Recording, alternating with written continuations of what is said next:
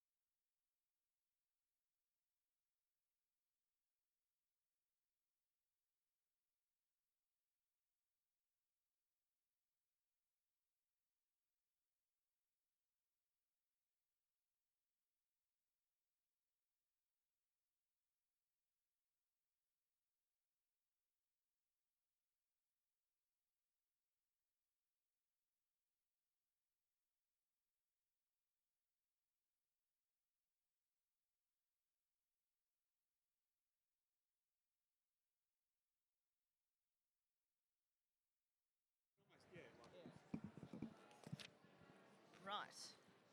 Thank you. Thank you.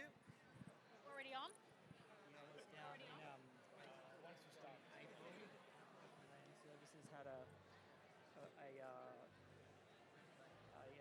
conference down In Albury. in Albury. Yep, I Yeah, was at that one too. yeah, and gosh, Yeah, and I was you spoke. yeah, Yeah. yeah, that's right. And I was That's all right. yeah, we visited some clients when I was down there. It was just so bloody dry.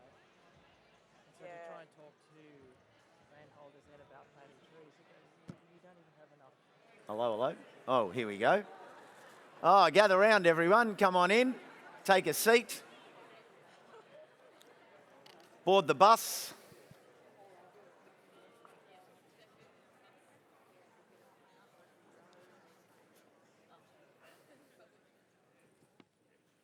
For those of you that were at the Next Gen Summit, can I hear from you, please?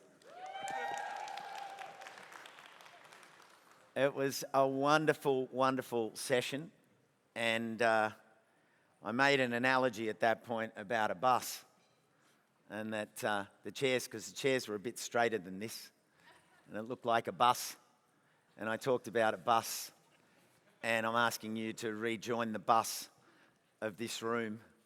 But what was on the bus yesterday were a wonderful, wonderful groups. That was a bit Greek. A wonderful groups. Yeah, you know what I'm saying. And they're here and surrounding us today. We have the wonderful groups and the wonderful individuals and their groups of Next Gen, who, whereabouts are you, Next Gen? There they are over there. And Coexist. Track them down, chat to them, look at ways that you can support them, because us supporting them, they're supporting us. It's a mutual connection. And we talk about that idea of the forest and the regeneration. This is where the regeneration is happening. And it's wonderful that you are part of this. You're not just here as groups, you are part of this. And that connection grows stronger and stronger every year, and they need our support so they can bring more young people in. And it's wonderful to see so many of the Next Geners here. And that growth from 2022 to have the gathering yesterday was fantastic. So it's lovely to have you here. Get behind them, go and meet them, talk to them and see how you can support them. Now, back to the bus. I'd like to welcome from the carbon and biodiversity markets, Landcare's role and the emerging opportunities. This panel is going to be led by Ben Bancroft. He's from Landcare Australia's Partnerships Manager of Landcare Carbon Smart. We also have Dr. Alison Southwell. She's the CEO of Holbrook Landcare Network. Jocelyn King. She's the CEO and founder of First Australians Capital and operator of Junaba Farm on Warramie Country. And Tim DeLitt, who's the Senior Manager of Sustainability and Finance at Rabobank. So please welcome our panel.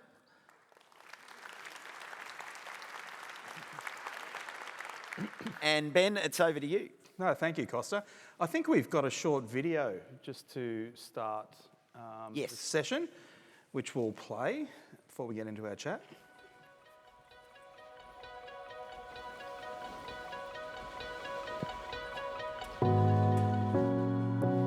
Welcome to our panel discussion at this year's conference covering carbon and biodiversity markets, Landcare's role and the emerging opportunities.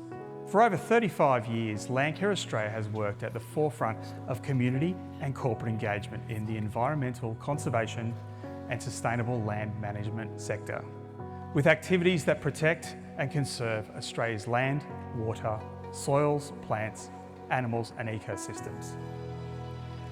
Australia is not immune from the exponential threat posed by climate change and ecosystem destruction. More erratic weather patterns and species extinction have become the norm and not the exception. We know what we need to do: decarbonise, restore natural landscapes, and sustainably produce the food and fibre we rely upon in our daily lives. The great news is, nature-based markets, including carbon and biodiversity, continue to evolve, delivering commercial opportunities that accelerate the actions we need to undertake. The Landcare family has the experience and knowledge to play a key role in repairing our landscapes, building nature-based carbon sinks, and educating the next generation of Landcarers. Let's explore the opportunities together and build our capacity into the future.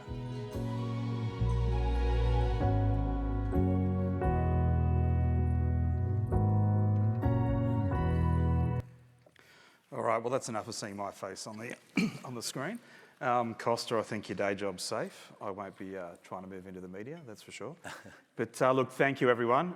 Day one of the conference and another panel discussion, which I hope that you will find very beneficial and informative.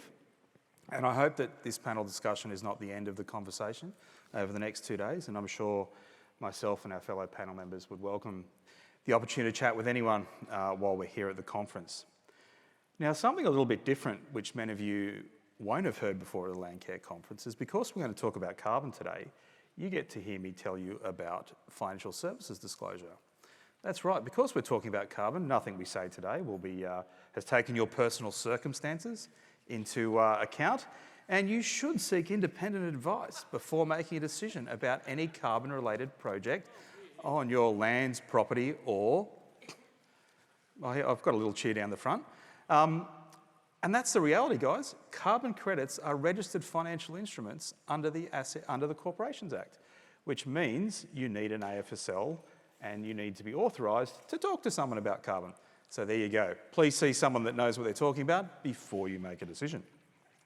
As I mentioned there in the opening of the video, I think it's, I'm preaching to the converted effectively in the audience when I talk about the issues around climate change, biodiversity loss, and the need for us to better manage and take care of the land that's around us. Now, this was, I suppose, never more evident to me. Actually, only 2 weeks ago, I drove onto a cropping property down in the Riverina section of New South Wales, and as you drove in the gate, there was a whole raft of beehives down the road. Now, for many of you in cropping environments, you'll know what the beehives were there for.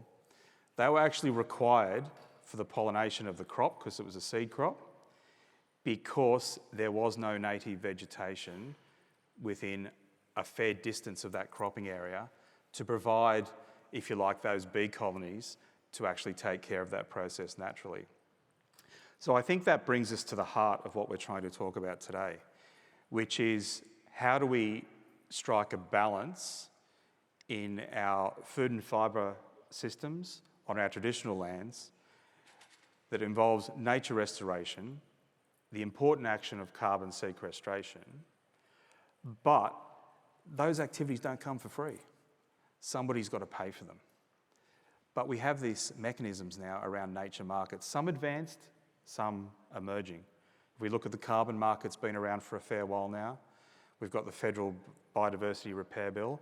Each state has its own individual biodiversity offset markets in place. And then we have philanthropic and government funding as well in the sector. So really what we're trying to talk about today is we're trying to unpack a little bit about what are some of the challenges, what are some of the pathways forward, and how can we harness those markets to make the action on the ground that we need for today and into the future actually take place. And what's Landcare's role in that sector?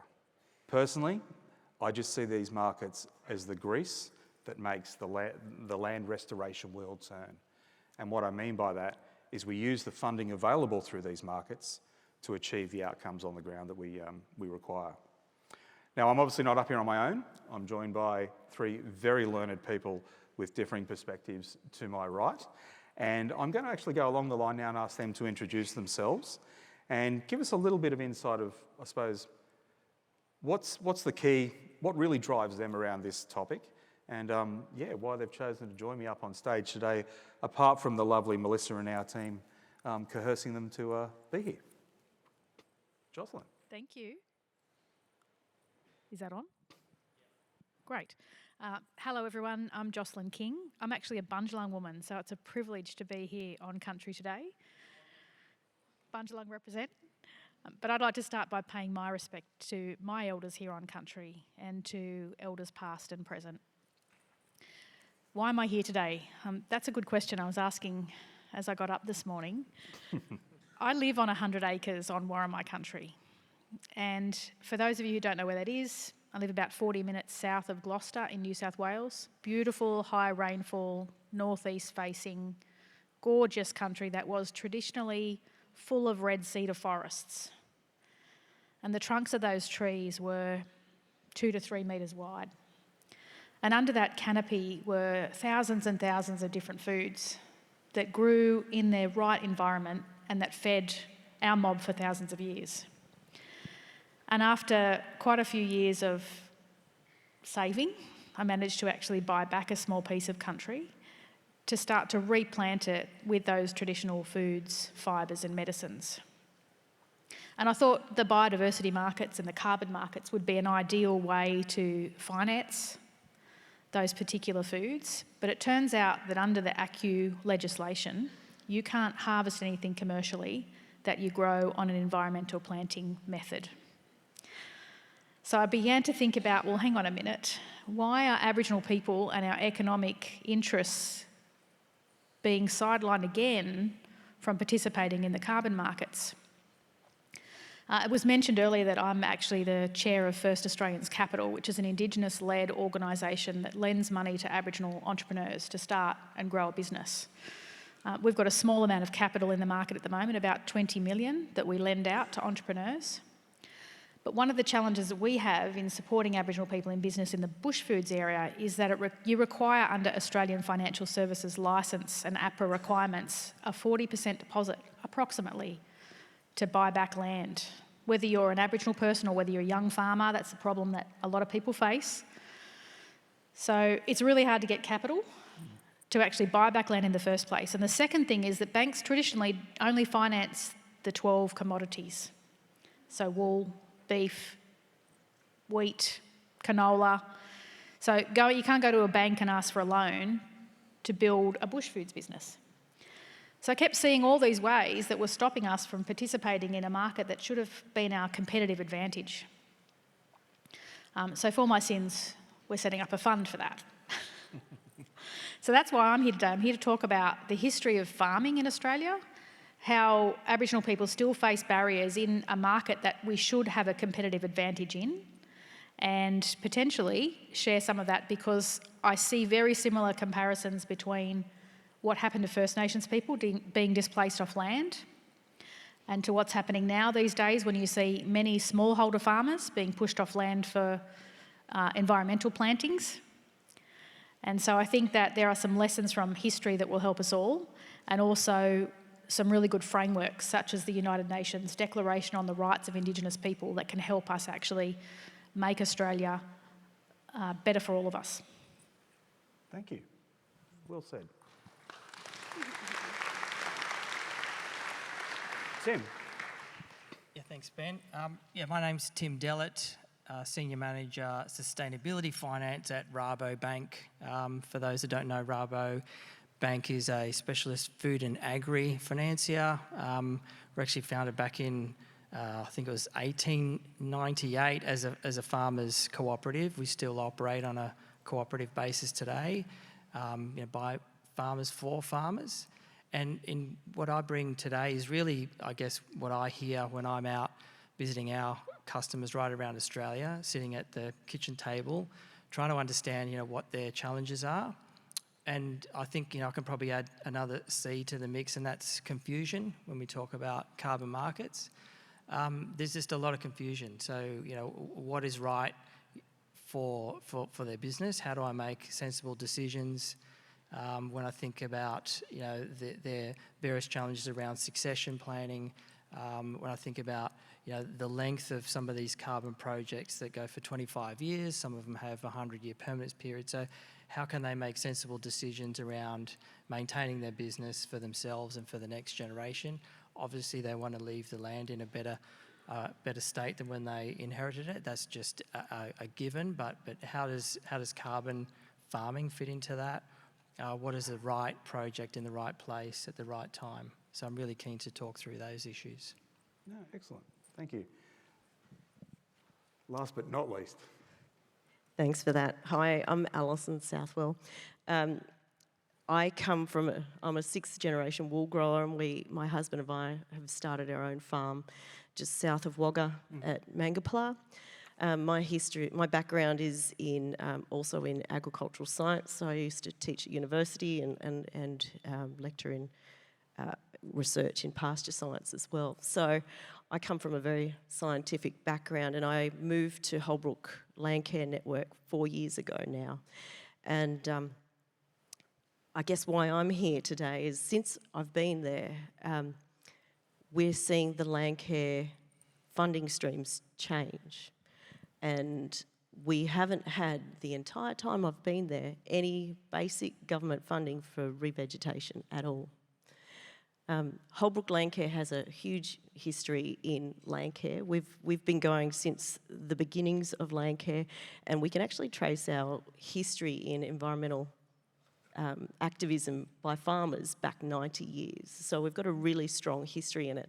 And I guess I'm bringing the C with me in terms of curious today, because we're on a journey at the moment. I haven't got all the answers.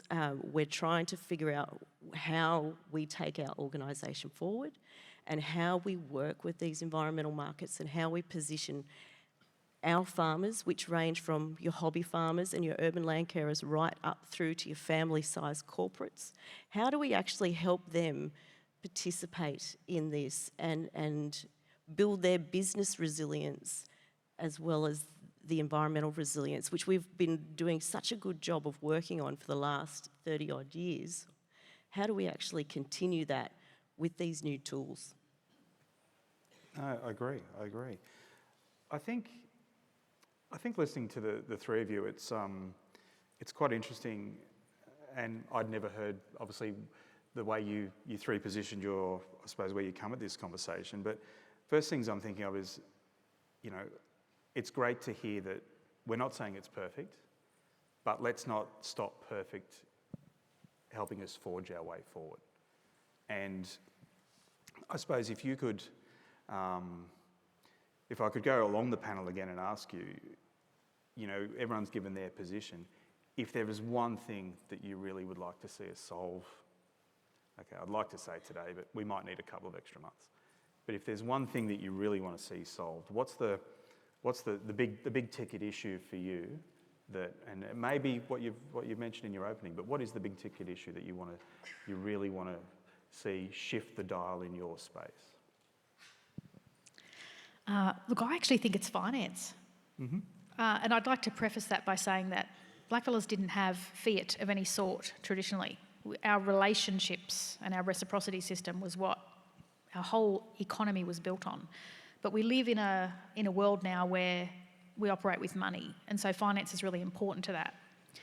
And I want to start by just sharing a story of the first deposit. So the very first deposit into the Bank of New South Wales in Sydney in 1818 was a deposit that Governor Macquarie paid to a soldier whose job was guarding the convicts to go out and massacre Darug and Darawal people so that he could award the land to settlers. And then the bank used those deposits in their balance sheet under the guidelines of lending to be able to then lend to those farmers to grow crops on that land.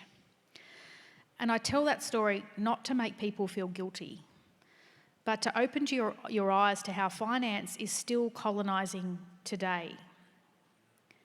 And like I said before, we've got big institutional organisations buying up farmland, again, to move things away from farmers. So we're seeing this continue on, and it's really important that we look at our history to then think about how we take the future. So I think finance is critical to moving back to a nature-positive future. And I think that we need to redo some of our finance systems in order to make them equitable, to recognise how some of the patterns of history are built in. And I want to talk about the 6 C's of credit. So do people understand, any people understand in the audience here today what the 6 C's of credit are? I'm speaking for the banker here, but the very first one is character. So bankers traditionally look at your character before they decide whether they're going to make a loan to you, and particularly your character around money, looking at your bank accounts to see how you spend money. So if you're doing Uber Eats or anything like that, forget it. There goes your character. Ugh, I'm in trouble.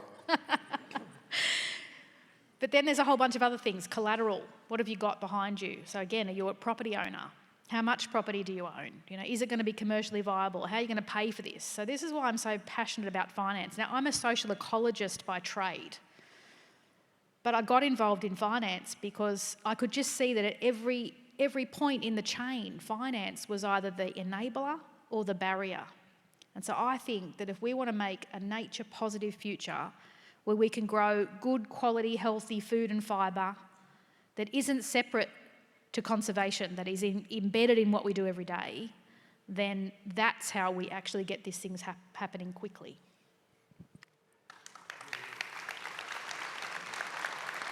Nice. Tim, look, could I take a little sort of side? Sure. Sorry, indulge me for a minute. Look, I think there's no doubt Rabo have been, not just in Australia but globally, agriculture is an incredibly important part of Rabo's overall mix of business. And even with the work you've been doing recently around the financing with the Clean Energy Corp, about trying to unlock pathways and avenues to finance some of these projects. And this is not a Rabo publicity. This is not a paid advertisement, I should say. What I'm interested in is, obviously, this topic is beyond Rabo's, not Rabo's responsibility to solve this issue alone. And you're not sitting here as the, as Rabo, but you're the effective, unfortunately. You're now the face, the poster child of the financial services industry. Stepping outside of Rabo, listening to Jocelyn talk about, some of those challenges in finance, would you mind commenting a little bit on, and this is not, doesn't have to be the Rabo house view, this can be the Tim view, on what do you see from the financial services side as some of the challenges in meeting some of those things that Jocelyn raises? Because obviously we're trying to solve those issues in a very much a traditional banking structure, which still has to deal with things like, risk margins, LVRs, and protecting shareholder funds and balance sheets, and all those things that we love to hear about and make the world go round. What do you see as some of the bigger challenges that the banking system, if you like, is trying to solve? Yeah, I mean, it's a really interesting dilemma to try and address. But we were chatting just before we got on as well in terms of how traditional banking works, and we're governed by APRA in terms of how much, like all banks, how much capital they have to hold, and you mentioned the C's in terms of collateral and all those sorts of things in terms of the basis upon which we're able to lend money in terms of the risk that banks take.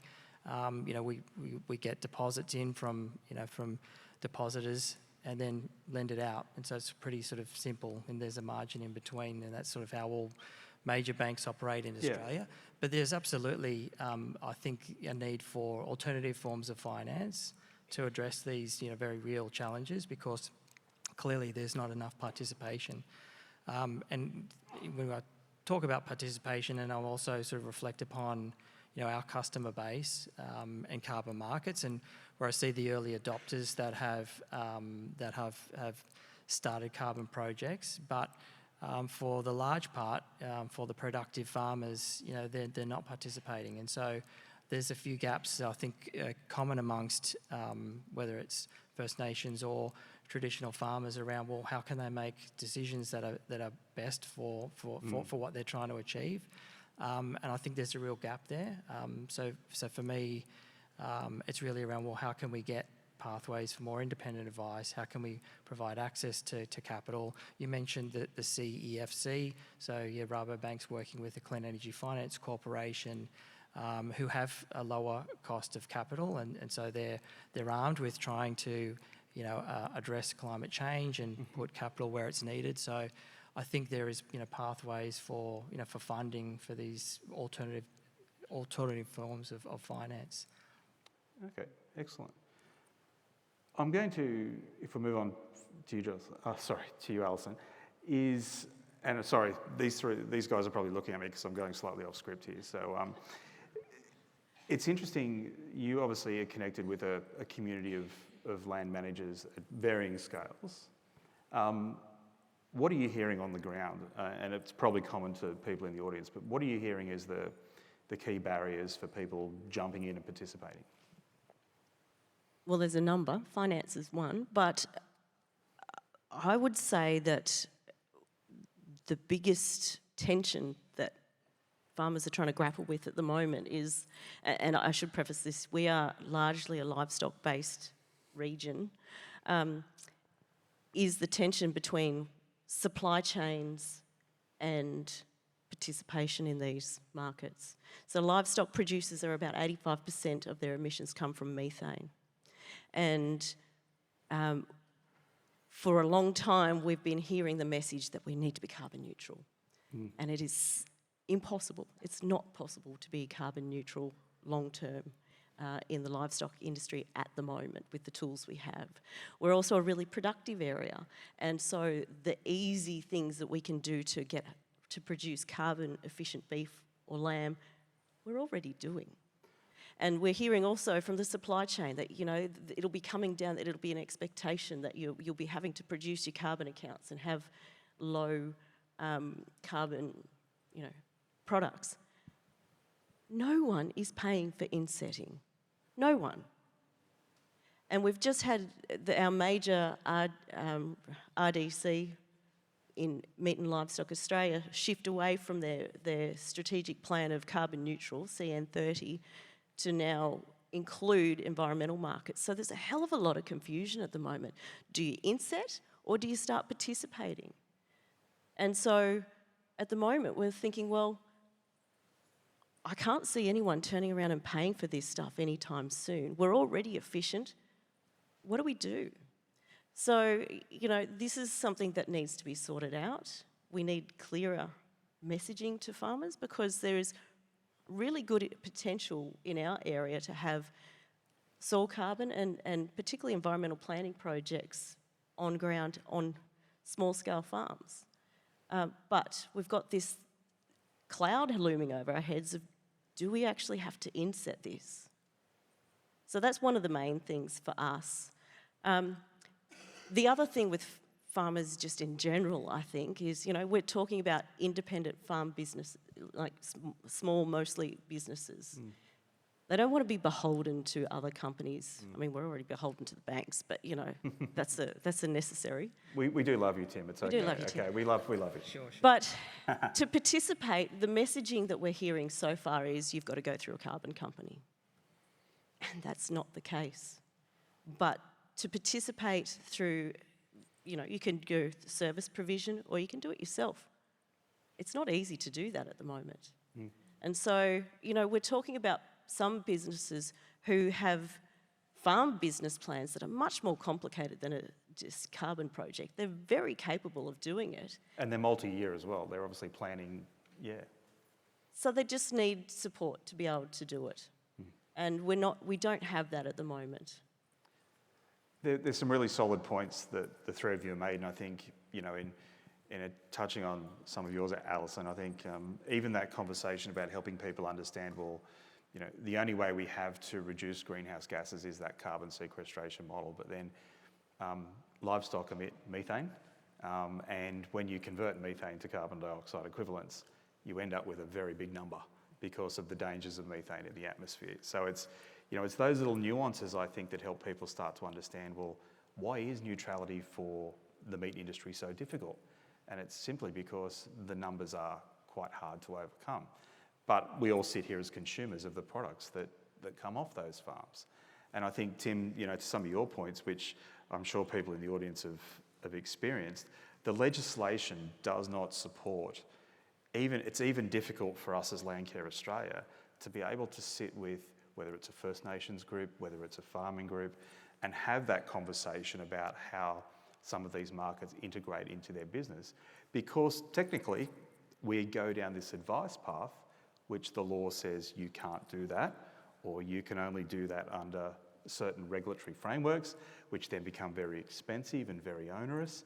And I think it'd be fair to say most landholders would look at you a bit strange when you start talking like this at the kitchen table, because they're like, I thought we were just talking about, doing some environmental plantings or some soil carbon.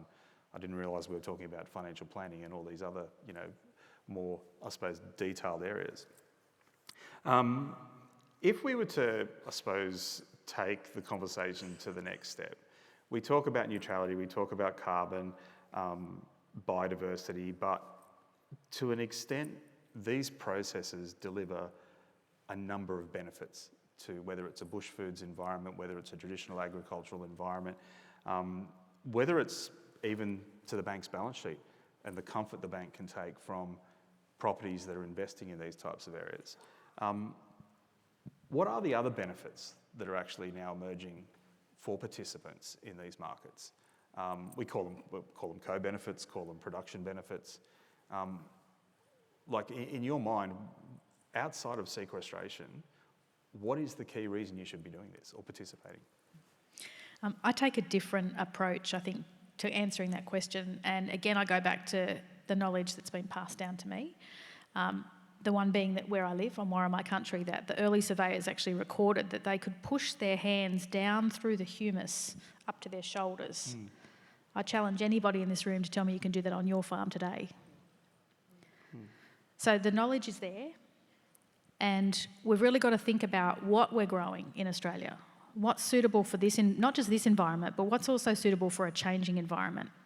Why are we growing wheat on land that requires higher water than Mitchell grass or gully grass?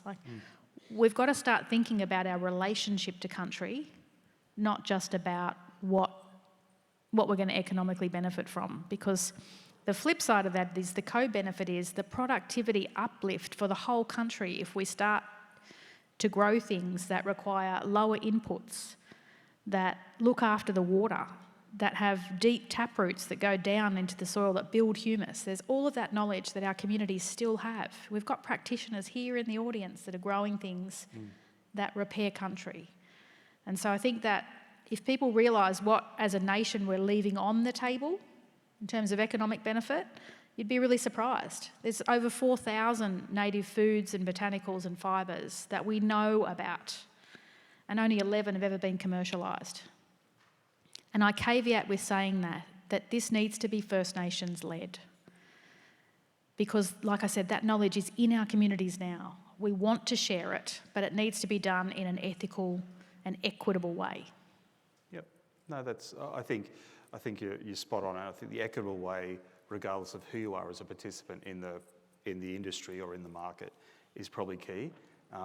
And where equitable positions come from in various guises, but one thing is clear, that just focusing on the economic gain or the economic benefit will not necessarily achieve the outcomes that we all desire. And to your point around the soils, I mean, we live in a country that has some of the most ancient soils on the planet, and some of those soils evolved over millions of years with particular species living on them and particular crops being grown. So harnessing some of that traditional knowledge to repair soils and make them healthier is obviously beneficial for everyone. Tim? Yeah, so from a farming agricultural point of view, when I think about carbon farming projects, and then obviously, there's various different methods. And so if I think about environmental plantings in particular, often the discussion goes to, well, how many accus can I get, and what's the the return on those carbon credits. But with well-designed projects, we've seen, with shelter belts, if you're planting on, western boundaries, the benefits can bring to protecting pastures and crops. Obviously, the co-benefits to animal welfare by creating shading shelter. The benefits it brings from introducing beneficial insects. So all those things, and we haven't mentioned carbon once, right? And so if you want those trees there, they have a role to play, not only for the biodiversity benefits, but also from the production benefits. So if you've got shelter belts, or you're doing riparian plantings, or you're planting in a configuration that is protecting those pastures, then maybe one of the benefits is you've got better performing pastures, so then your cattle are getting to live weight gain quicker. So then that goes to production benefits, it goes to efficiency benefits. So if you end up with better performing soils, then using less farm inputs. So then that also leans into the narrative for farmers around, well, actually that's a efficiency gain. And so all those things then go into core land management best practice. And so soil carbon projects in and of themselves, well, if you're doing it because you want to overcome some of those soil constraints, well, that's just good for your farming anyway. If you happen to get the carbon credits, that's kind of like the cherry on the top. But if you're going in with the right sort of design, the right mindset around, well, what can this do for my farming operations, then there's some of those key sort of core benefits. I was talking to one of our customers in WA who has established an environmental plantings project a few years ago, and I asked him, so what's been some of your main co-benefits? They had some issues with salinity. They were trying to overcome some dry parts and waterlogging, and he said, Tim, one of the main co-benefits is my mental health. And that I took a back step. He goes, because he's getting more predictable outcomes. So his cattle have got, there's paddock trees now.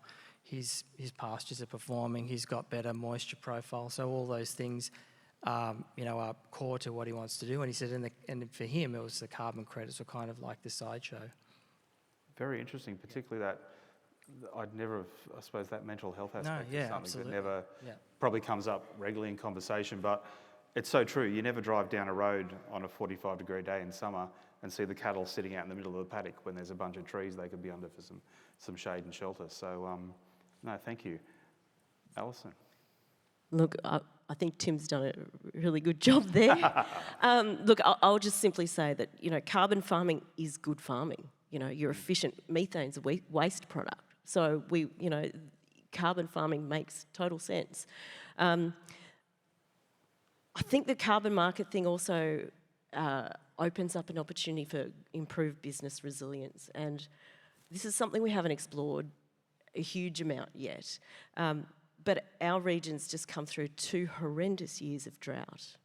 Now, if we had a store of accus building up from our environmental plantings that we could tap into in those low production years, those tough years, that would improve business resilience and mental health hugely. So I think particularly it's another tool that farmers could be using, not just to improve environmental outcomes for their properties, which they want to do anyway, but it's also the business resilience and the social resilience when it's done in a way that is equitable for everyone. One of the big problems is if these carbon projects are on big properties where mass environmental plantings, we lose people out of the community. We lose skills out of the community. We have pest and weed burdens that then every other neighbour has to deal with. So there's major social outcomes for when it's done in a way that isn't connected into the landscape in which it's happened. So I think the important thing is that they've got to be done in a way that is, there's the landscape architectures piece there. You know, you're putting it into areas where you're capable of managing it and it's integrated with the systems that you've got. And that's, fantastic segue to say, you know, these things can coexist together. It doesn't have to be one or the other. In fact, it probably shouldn't be one or the other. Now, there may be some really marginal land in places that just revegetating makes a lot more sense because, you know, it's probably not the greatest agricultural location from a, you know, livestock perspective or cropping anyway. Now, please, if you haven't, or you've got a question, please load the question up so that our dear friend Costa, when we get to it, we'll read a few out. I should also mention that in the lunch break, there'll be a couple of us in the room here, so if you want to grab some lunch and you've got a question you don't want to ask in the open forum, you can pop back in and we're happy to have a chat and would love to have a chat. Look, in the time we've got left and before we take a couple of questions, I think at the heart of it, there is, when we talk about emerging environmental markets, yes, we talk carbon. Carbon's probably the most advanced one.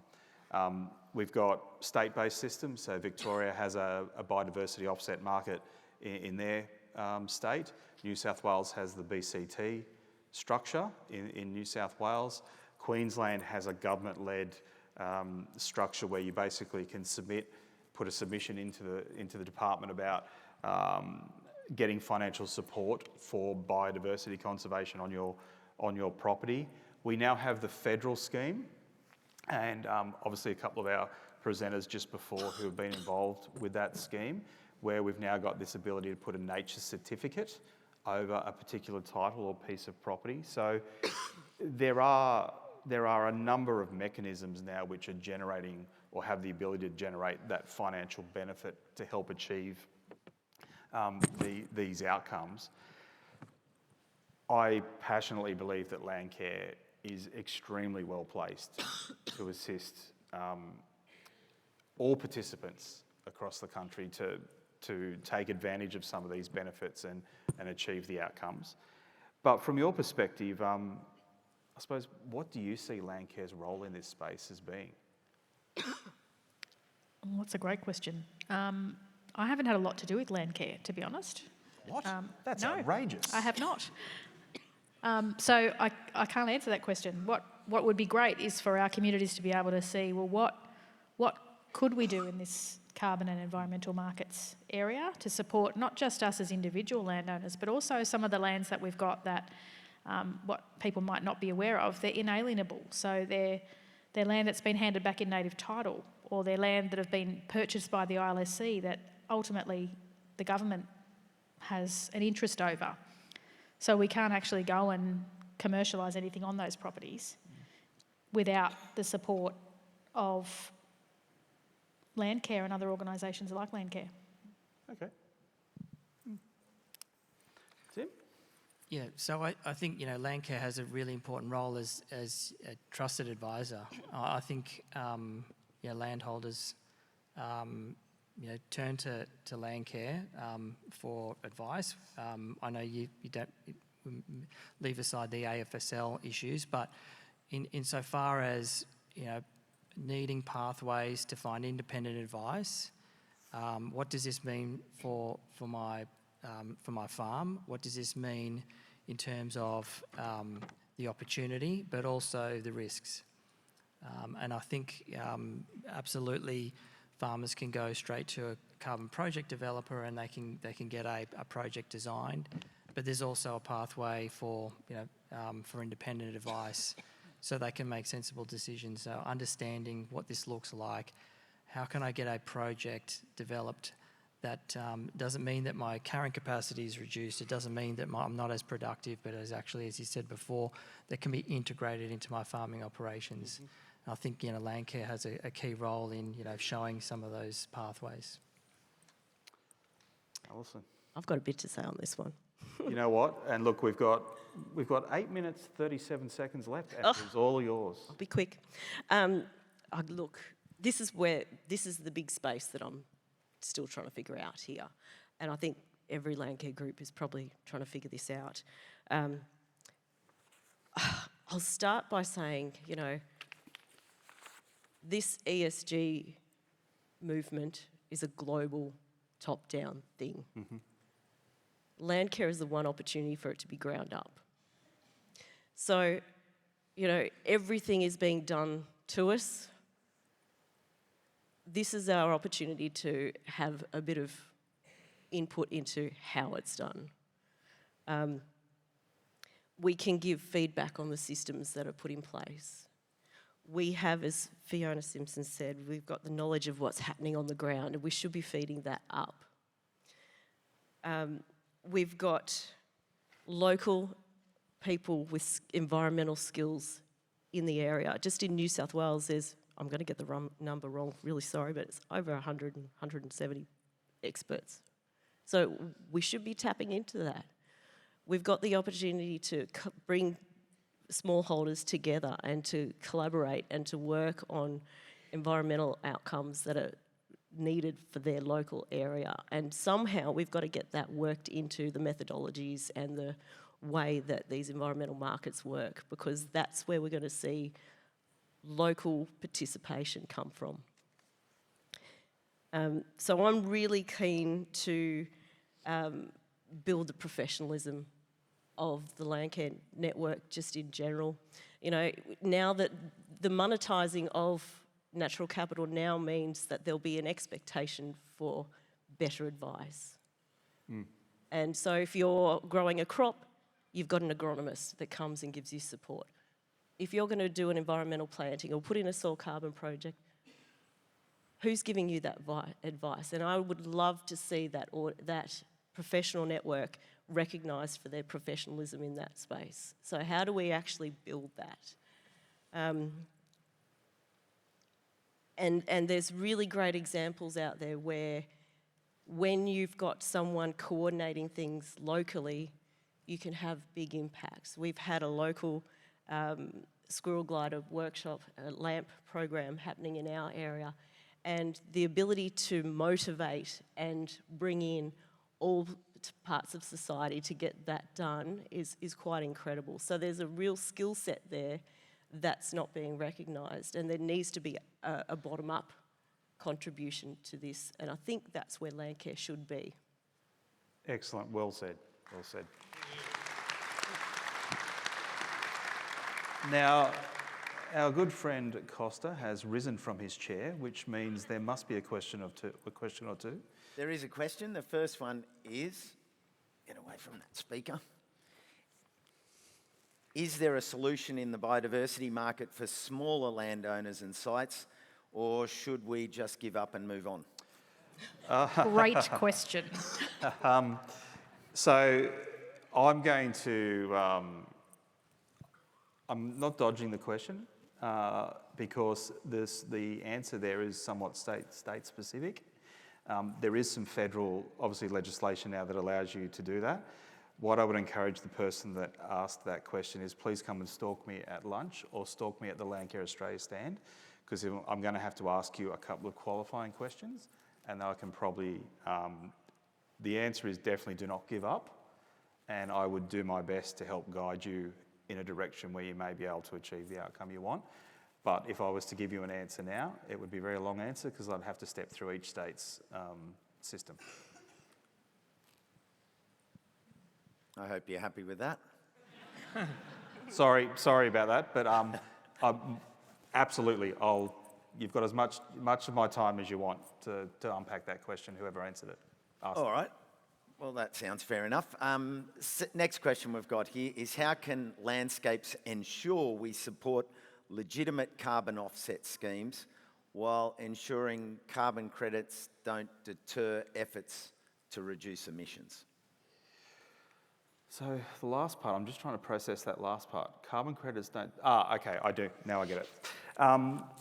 So there's a couple of things there which, as Australians from all walks of life, we should take comfort from the fact that our scheme on a global level, whilst we may not, it's not perfect, and the Clean Energy Regulator, there's always work to be done on new methodologies, for example, that could support some more Indigenous-focused processes.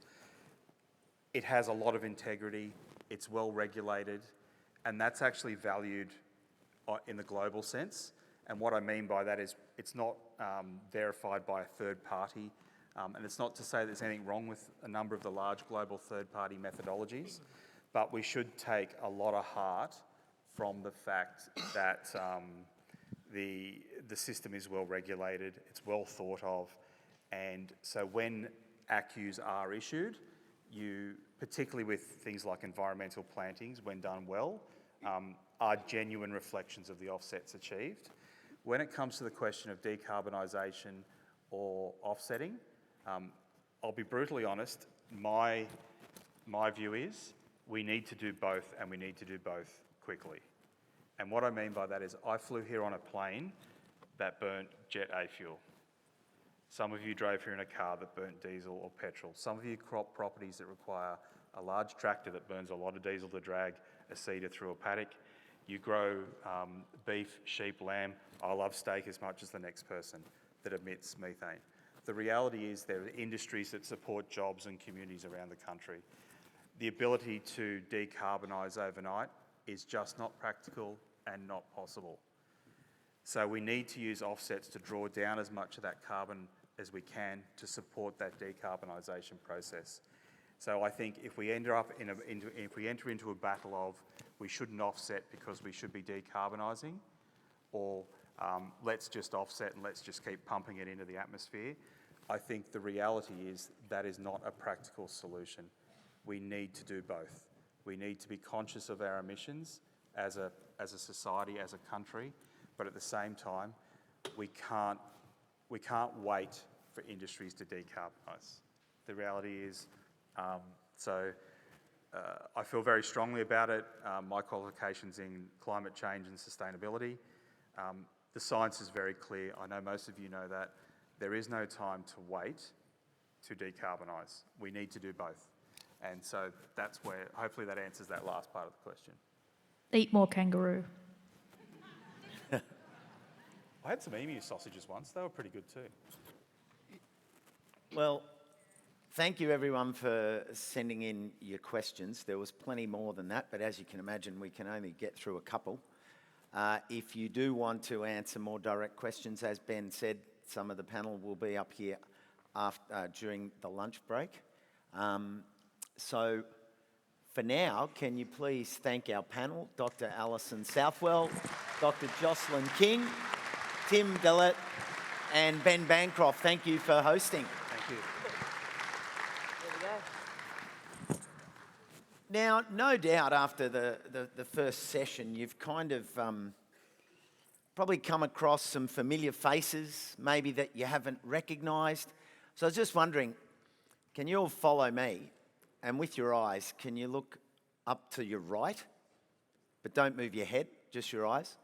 And now to the left, down. Back up and down. Now go left high and left low. Now, the idea of that is, when you see someone that you haven't seen for a while, and you don't quite remember their name, and you do the old, "Hi, how are you?" That's where the left to right, and you get one eye down there to pick up their name, and if you really want to screw with people, turn your name around. So then they have to come at you with your name. So just work on that. We all need, we spend too much time in front of screens. I've had a few instances of that today. People come in hot, "Costa!" And I'm like, oh. Yeah. Then the more you practice, the more you can get one eye up and one eye down, or one direct at them, and they won't know. Play with that as you move to our breakout session. So I just want to give you the locations of our breakout sessions. It's all upstairs, okay? So we're kind of leaving here. It's good for a stretch. We've got to go out the doors, turn right, and then go up the stairs. I don't know if it's an escalator or if it's a stair, but you'll work it out. So in room 5, we have nature repair and climate adaptation. Plenty of great talks going on in there. In room 6, we have technology and innovation for Landcare. We saw plenty of that in the film festival last night, particularly around koalas and drone seeking. Room 7, we have community-driven Landcare, and that's sponsored by Bupa. And room 8, we have restoring biodiversity across landscapes. This is also the part where you stand there and you go, which freaking room am I going to go into? Unless you're hard at one camp and you just lock in, set up your chair and put your feet up, have your drink and say, I'm here for the whole session.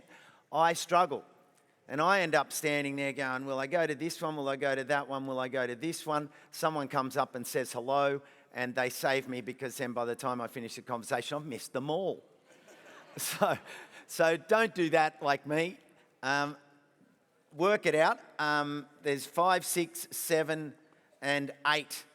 And then sustainable agriculture and soil health, sponsored by Rabobank. That's in room 9. We have a new addition to the speaker lineup at 12:15 with a presentation from AWI. This presentation is not on your program because someone couldn't make it.